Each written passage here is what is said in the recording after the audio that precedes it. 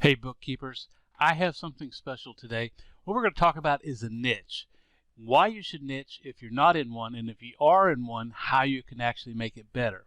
So Dan Kennedy, one of my favorite gurus of all time, he was one of the highest paid copywriters of his time, said you should always be competing in a market of one. What is that? That is a place where you have no competition. You are such a specialist that nobody else can do what you do. You have pricing that is at the very top of the market. And the reason that you can charge that price is because you are a specialist. So let's talk about what a niche is. A niche is being a specialist, but it's more than just being a specialist, okay? Because you could say you're a bookkeeper and you specialize in bookkeeping, but that's not what we're talking about. We're talking about the ability to understand the market better, that you have a deeper insight, that you can charge more, that you are no longer a commodity. Now, how do you get there? Let's go again. What is a niche? Let me give you an example. You can specialize in an industry. Let's take home services, for example. So that's your specialty. You do bookkeeping for home services. But let's go one step deeper. You could be a roofer. Yes, they're in home services, but now you're a specialist for roofing companies. Now, are you a residential roofer or are you a commercial roofer? So your specialty can go to either direction. Now, you can even go one step further. You're a roofer who specializes in custom homes only, or you specialize in Mexican tile, so you do custom homes with Mexican tiles. I know that's not applicable to all parts of the country, but there are certain parts of the country they love that Spanish tile.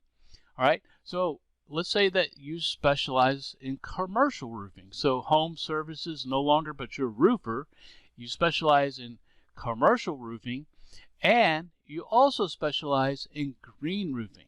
So you can niche down. You can have a niche, and then a sub-niche, and then a sub-niche of that sub-niche. Let me give you one more example. Let's say that you're an HVAC company, the air conditioning, heating, and cooling. All right, you can do this for residential, or you can do it for residential geothermal installations with a minimum of 10 acres. Right? So there's specialties inside of that. Now, if you're a bookkeeper, let me give you the one that I work for. Right? If you're a bookkeeper and you want help, here's who I look for. Now, I could go for bookkeepers, all of you. That would be beginners and experts and bigger companies and smaller companies, remote workers and those who have a storefront. Or I could go for bookkeepers who have been in business for over 5 years who work with local businesses. I could go a step further and say I work with female bookkeepers who have been in business over 5 years who work with local businesses.